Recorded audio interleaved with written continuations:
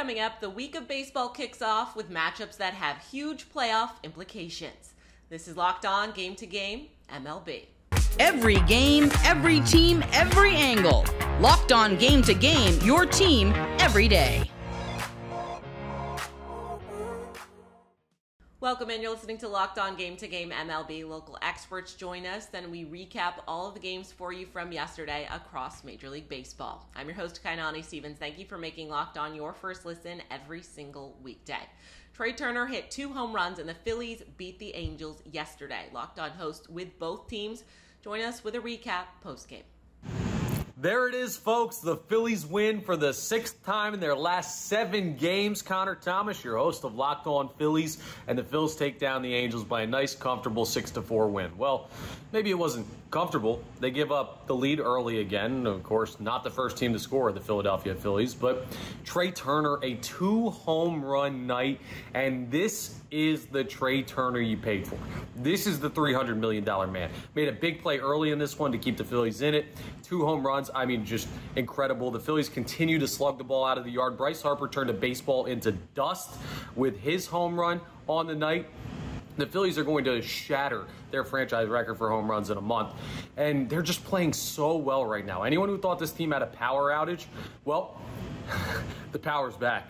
And this team's going to be a problem. How many can they win? Well, keep putting distance in the wild card race and keep making us feel good about this baseball team. We'll talk more on the next episode of Locked On Phillies. It's been a trend all season long for the Angels. The offense puts up some runs on the board in the first half of the inning, and then the Angels pitching gives it right back in the next half. What's going on, everybody? John Frisch, one half of Locked On Angels. The Halos dropped this first game against the Phillies 6-4. Lucas Giolito did not pitch very well in this one. 5 2/3 innings, 5 earned runs. One of those was given up by Aaron Loup, by the way. 3 home runs, 2 to Trea Turner and 1 to Bryce Harper. How about that big Trea turnaround for Trea Turner? Going from doing awful this season and then getting a standing ovation of support from Phillies fans, and then he turns around and does stuff like this. Hey, Nolan Schanuel extended his hit streak, and he's 1 away from tying David Eckstein to start his career with a hit streak. Mickey Moniak returned to Philly and had himself a great game, but unfortunately, even though the Halos had more hits than the Phillies, they didn't matter in the end. We're going to talk about this one on Locked On Angels. Please join us. Luis Severino threw 7 shutout innings, and Aaron Judge homered in the Yankees win over the Tigers on Monday. Locked On Yankees goes through the win. It was Luis Severino looking like vintage Luis Severino at Comerica Park in Detroit. I'm Stacey Gotsoulias of Locked On Yankees, and Severino lasted 7 innings against the Tigers in a 4-1 win for the Yankees. I know, shocking. The Yankees actually won a game. He only gave up 5 hits, did not give up a run, did not surrender a walk, and he struck out 8. He looked like the vintage Severino who gets fired up when he strikes people out and fired up when he gets out of jams, which is what he did in the 6th inning on Monday night. And it was just nice to watch. And it was good to see how happy he was when he went into the dugout and how happy everyone else was. Offensively, the Yankees couldn't get anything going against Reese Olson. They did score 1 run against him, but he struck out 10, which was a career high. And then once he left the game, the Yankees started scoring. Judge and Gleyber go back-to-back. Gleyber had an RBI double. Oswaldo Cabrera had an RBI single, and the defense was great. So it was a good all-around game for the Yankees, and we're going to talk about it on the next Locked On Yankees. So tune in. Coming up, the Astros offense puts up another big number. This is Locked On Game to Game MLB. Today's edition of Locked On Game to Game is brought to you by Sleeper. If you want the chance to win more money with less picks, head to Sleeper, the #1 sports app, where you can win up to 100 times your money on just 2 or more fantasy baseball picks. All you have to do is choose 2 or more players that you like and select more or less on their stat categories like home runs, strikeouts, hits, and more. Get your picks right, and you could win big. Use our promo code LOCKEDON, and you will get up to a $100 match on your first deposit. Terms and conditions apply. That's a $100 match on your first deposit. So see Sleeper's terms of use for details. Currently operational in over 30 states. Check out Sleeper today. Welcome back. You're listening to Locked On Game to Game MLB. I'm your host, Kainani Stevens. The Astros scored 13 runs Monday against the Red Sox. That's the 3rd time in the last 5 games that Houston has scored at least that many. Our Locked On hosts have the recap as the hottest offense in baseball keeps on rolling.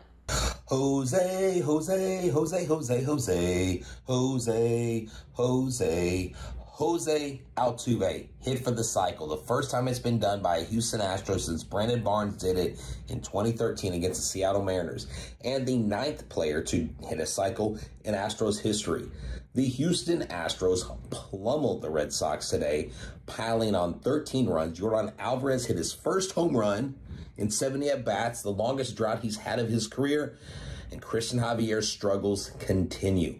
He looks shaky. He gave up a lot of runs. He walked a lot of batters. He just is not looking like himself. A preseason Cy Young favorite, although his 9-2, has been really, really bad lately. But luckily, the relief pitchers came in, did the job, and the Astros just hit the ball all over the yard. That's right. Everybody got a hit. Stay tuned into Locked On Astros. Subscribe to our YouTube channel. Go Stros. It's Gabby from Locked On Red Sox, and not many words to describe whatever that was that went down at Fenway tonight. Very, very disappointing showing from Kyle Barraclough, who came into the game in the 5th inning to relieve Chris Sale and absolutely had nothing. Walked a bunch of batters, a bunch of hit batsmen, kept pitching. Alex Cora kept him in the game even though he was absolutely falling apart in the 6th inning and gave up 6 runs in that inning alone. And Cora didn't warm up anybody at all during that stretch and just let him wear it. I mean, there's so many ways to think about that, but it was just an absolute mess of a situation and a mess of a game for the Red Sox in what is a must-win series. So just absolutely maddening way that all went down. The Rangers were down to their final out before taking the lead against the Mets last night, and our Locked On hosts have all you need to know from that comeback for Texas.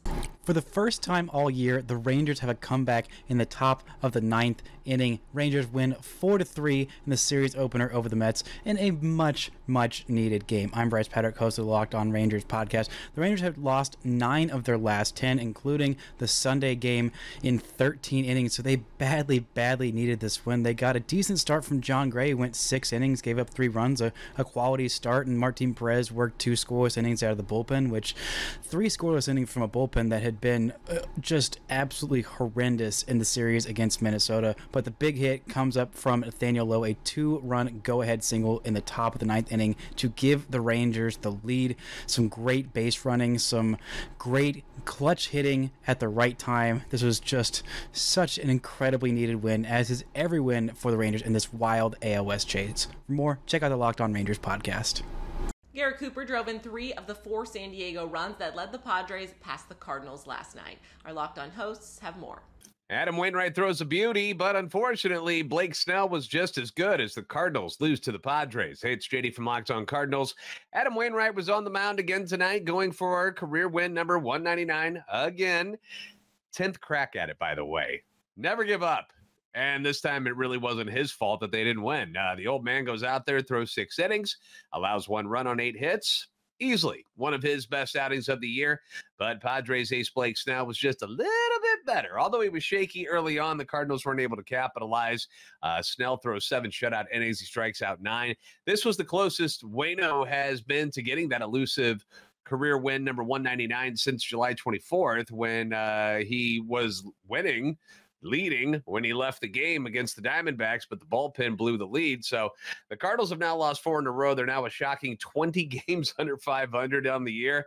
It's ugly, folks. For the latest updates and info, be sure to keep it Locked On Cardinals. Coming up, the Brewers give themselves some breathing room over the Cubs in the division. This is Locked On Game to Game MLB. Welcome back. You're listening to Locked On Game to Game MLB. I'm your host, Kainani Stevens. The Brewers have a chance to run away with the NL Central with 3 games against the Cubs to start the week, and Milwaukee won Game 1 at Wrigley on Monday. Locked On hosts from both teams go over a crucial series for both teams. Hi, everybody. Chuck Freeman from the Locked On Brewers anchor desk, where the Brewers made it look easy in the first game in Chicago. 6-2 winners over the Cubs. They scored 4 of those runs right off the bat in the first inning. Mark Canha hit a 2-run blast. Christian Yelich led off the game with a solo home run. And Wade Miley goes 6 solid innings. Did not have to use Devin Williams tonight. They go with Piamps in the 8th inning, Guerrero in the 7th. Hoby Milner finishes up. You got Williams, a fresh Devin Williams if you need him on Tuesday. terrific pitching matchup coming up on Tuesday. You got Justin Steele, who's got 14 wins on the hill for the Cubs, and for the Brewers, Corbin Burns. Runs should be at the premium, but hey, the Brewers in every one of these games on this 9-game winning streak have scored 5 or more runs. Keep this thing going, chasing that record of 13 from a couple of years ago, 1987. We'll talk to you coming up with a full 30-minute show dropping later on tonight on Locked On Brewers. Cubs get absolutely dominated by Wade Miley and the Brewers 6-2, and it was not that close Monday night. Very disappointing start to a critical 14-game stretch.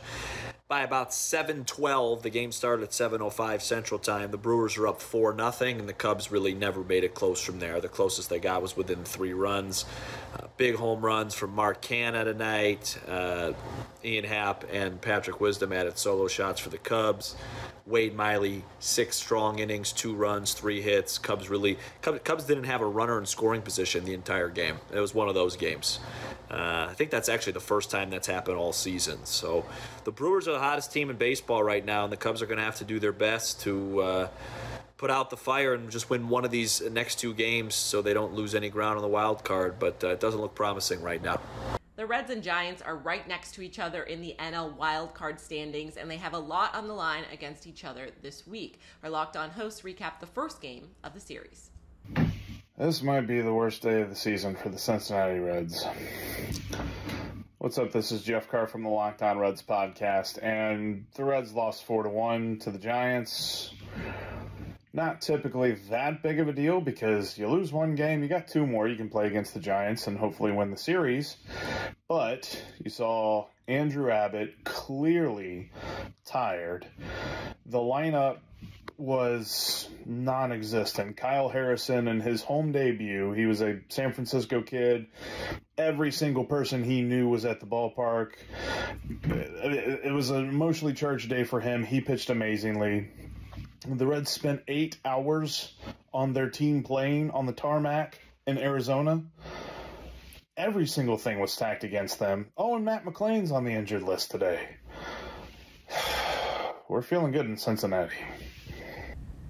The Giants' future was already looking bright with the likes of Patrick Bailey and so many other young players debuting for the Giants this season.